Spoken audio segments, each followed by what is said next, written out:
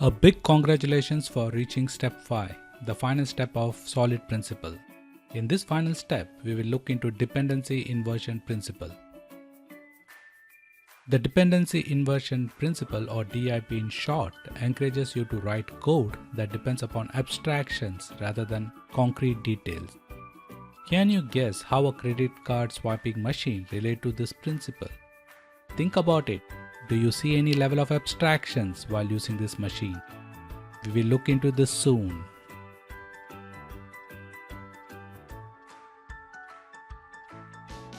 Let's look into one last principle, which is dependency inversion principle.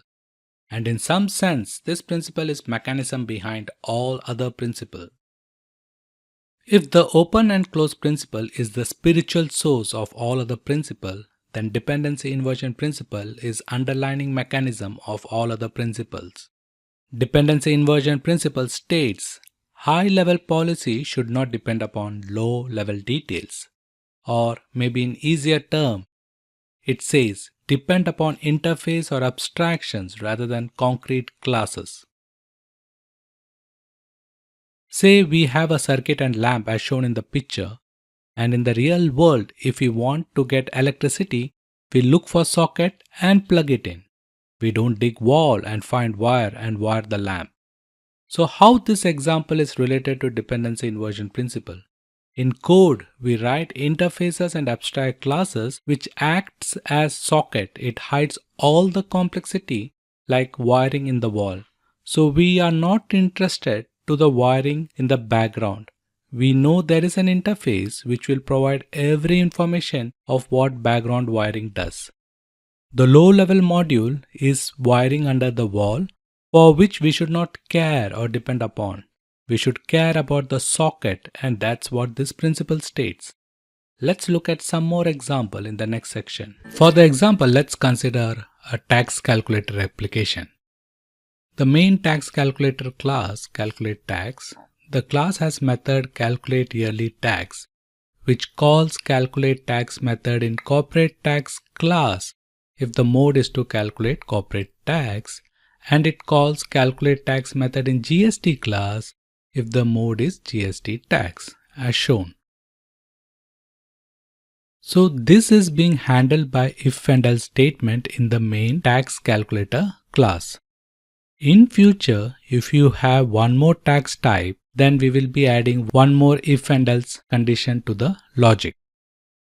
A good implementation of this will be that the tax calculator class calls the interface iTax, and tax calculator does not do any calculation. Rather, it inverts the responsibility to the tax class, that is corporate tax or a GST tax class. So here, tax calculator depend upon interfaces or abstraction rather than concrete class, and that's the basis of this principle. And we have seen this design in previous principle, how client code depend upon interfaces rather than concrete class. That's the reason we said earlier dependency inversion principle is underlying mechanism of all other principles. To visualize this in your day-to-day, go down to any local store and pay for something with credit card.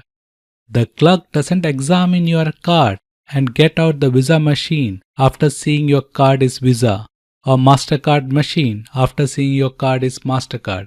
He just takes your card, whatever be it, let it be a Visa card, a MasterCard or an American Express card, just swipes it on the same terminal. Both you and the clerk depend on the credit card abstraction without worrying about specific. We had seen this calculator example earlier where the classes are talking with each other via concrete class and not using abstraction or interface to communicate. So this example violates dependency inversion principle, or DIP in short, as classes are depending on concrete classes and not abstraction. So what are the repercussions of not following dependency inversion principle? First, there is no clear separation of dependency, and over a period of time, the code becomes polluted with implementation details.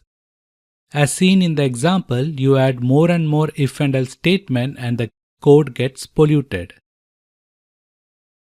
Always remember, more detail, obscure and pollute policy. The application become monolithic and not stay modular.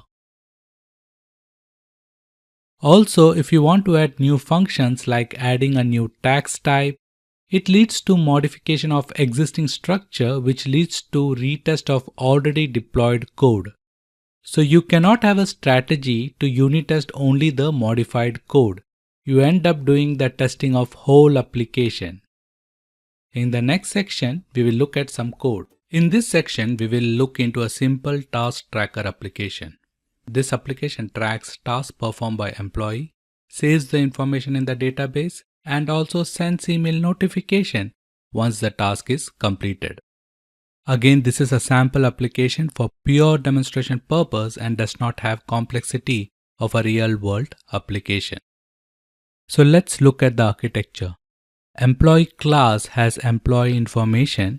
It has getter and setter method for employee attributes like name, email, and phone number. Class task has reference to instance of employee. And this task class has two methods.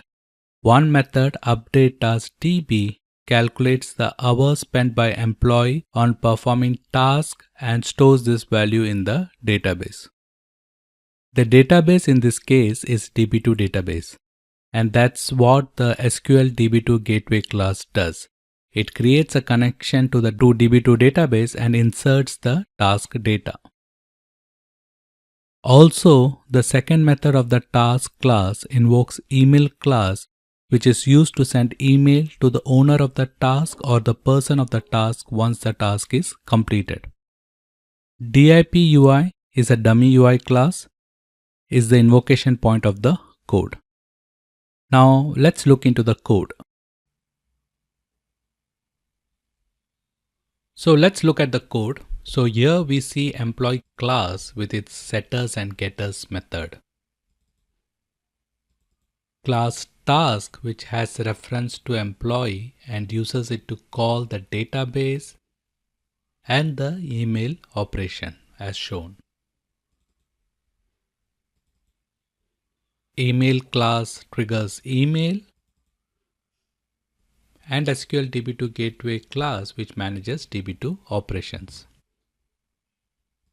So as discussed in earlier example, the code here is to help you to understand the concept and does not focus on the implementation logic, like how does DB2 connection or email gateway logic works. Now what are the issues with this design? It violates dependency inversion principle because here high-level policy depend on low-level detail, and the code depends on the concrete class rather than interface. So what's the impact? Say your application is already in production and there is an urgent CTO request that instead of email gateway, you need to now use a new messaging system. Or say there is a need for change of database provider from DB2 to Oracle. As in the current implementation method, SQL DB2 gateway method is tightly coupled with the DB2 database. And any change to a different DB provider, say for example Oracle, will need a refactor of the production code. And same apply to the email logic. If instead of email there is a need to switch to a different messaging provider, you end up changing the production code as the current logic is tightly coupled with low-level details. So with this design, as there is use of concrete class in the code, you end up changing the production code. You also add up if-else statements to accommodate the new customer requirement, and you need to make a lot of change to accommodate the new requirement. And also whole lot of complete testing cycle need to be repeated. Also, as you have changed the existing production code, a whole lot of complete testing cycle need to be repeated. So that is a violation of dependency inversion principle. So how can we refine this design? Let's look into it. So as per dependency inversion principle, depend upon abstraction and interface rather than concrete class. So the first step is to create interface. If you're using Eclipse editor like me, Eclipse has a feature to extract interface from class. Select the class, say employee class, go to refactor and select extract interface and add interface name and other details. This will extract the interface from the class. So here we have created interface for employee, task and email. Employee interface iEmployee. IDB gateway is an interface for database gateway. So SQL DB2 gateway and SQL Oracle gateway, that is the database specific gateway, extend this interface. And iMessage interface for messaging, which email class will extend and any other future messaging system will extend. So we have seen the interfaces for employer, task and messaging system or the email system. And the creation of this class will now be delegated to a factory class, which will create these class instances. So this is done in the creator class.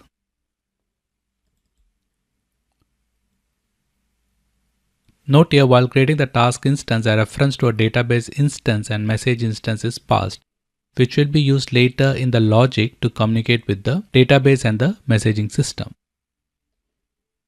In the DIP UI, the creator class is used to create instance. So note there is a creation logic is delegated to the creator class.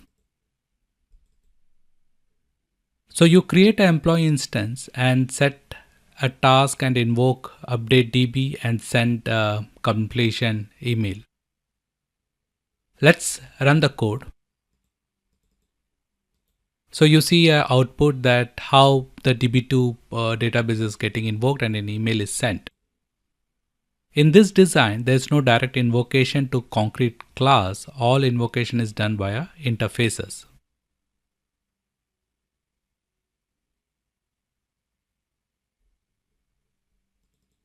Now say there is a change in the requirement and instead of DB2, say you need to use Oracle. So with this design, you need not to change any core logic of task class. You just need to go to the creator class and change the instance to Oracle DB gateway. And that's it. You are ready with the new requirement. Let's run the code and see how the application has now switched to the Oracle DB without much change.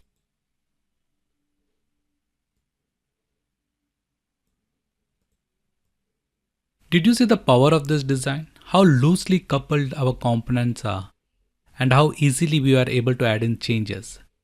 That is the power of this principle. And this also helps with testing such that now you just need to test the submodule that got changed rather than the whole application. Or say consider a scenario, even if the Oracle DB driver is not ready or not there, you can create your own dummy gateway, extends the DB gateway interface and test the other piece of the logic. That's the power of this design that it provides to the developer. So that covers the dependency inversion principle or DIP in short. Hope by now you have got a good understanding of this principle. So the main thing to keep in mind is that as per this principle, depend upon abstraction interface and not on concrete class. And dependency inversion is underlying mechanism of all other principles. And we have seen the power of this design in the coding example. So that covers the 5 steps of solid principle. A big congratulations.